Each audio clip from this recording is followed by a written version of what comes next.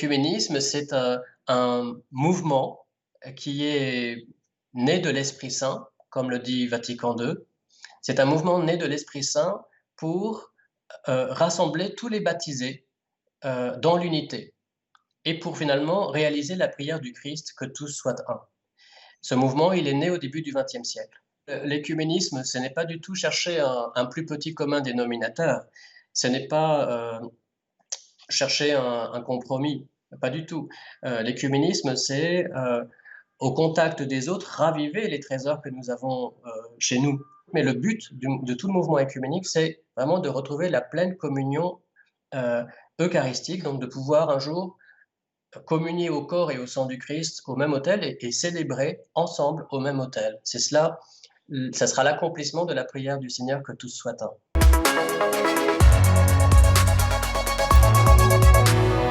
On peut dire qu'on a avancé à pas de géant depuis Vatican II. Nous avons maintenant des relations avec l'ensemble de nos partenaires chrétiens, qu'ils soient orthodoxes, orientaux-orthodoxes ou protestants. Nous avons des relations fraternelles et nous avons aussi pu nous mettre d'accord sur des documents théologiques de façon très très rapide. Nous avons plus avancé en 60 ans qu'en 1500 ans, puisqu'avec certaines églises, nous sommes séparés depuis 1500 ans avec les églises pré-chalcédoniennes.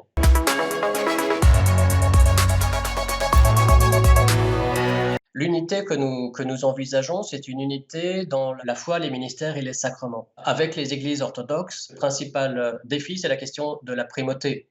Nous, catholiques, considérons que la primauté dans l'Église universelle, en particulier exercée par l'évêque de Rome, c'est un don du Seigneur qui est pour toute l'Église. Avec les églises protestantes, je dirais que la principale difficulté, c'est la conception de l'unité elle-même. Quelle conception nous avons de l'unité ? Cela reste un point très difficile.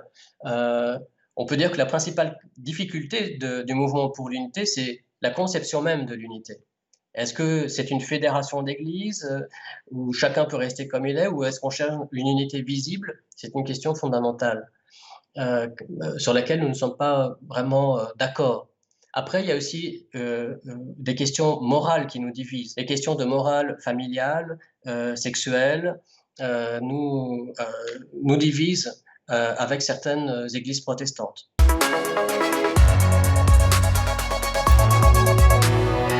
Il faut distinguer trois types de dialogue. Il y a ce qu'on appelle le dialogue de la vérité, qui est le dialogue théologique. Ensuite, il y a le dialogue de la charité, qui sont les rencontres fraternelles. Et ensuite, ce qu'on appelle le dialogue de la vie. Alors, dans le dialogue de la vie, il y a effectivement ce qu'on appelle l'écuménisme pastoral, par exemple la question des mariages mixtes, la question aussi de la mission. C'est des choses nous pouvons faire ensemble déjà. D'ailleurs, le mouvement écuménique est né d'une réflexion sur la mission. Ensuite, il y a l'écuménisme pratique, tout ce que nous pouvons faire ensemble, par exemple, dans le domaine de la justice, de la paix, de l'écologie. Il y a aussi, dans cet écuménisme de la vie, l'écuménisme culturel, tout ce que nous pouvons faire, les échanges d'étudiants, les colloques, les concerts, les expositions communes, tout cela fait partie aussi de l'écuménisme de la vie.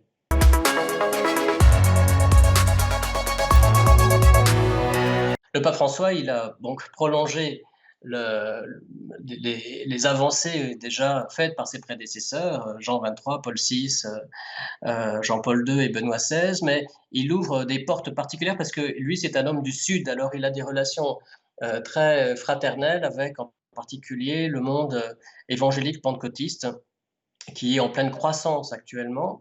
Quelque chose de très important aussi que répète souvent le pape François, il nous faut marcher ensemble. Et marcher ensemble, prier ensemble, travailler ensemble. C'est son leitmotiv, c'est son triptyque.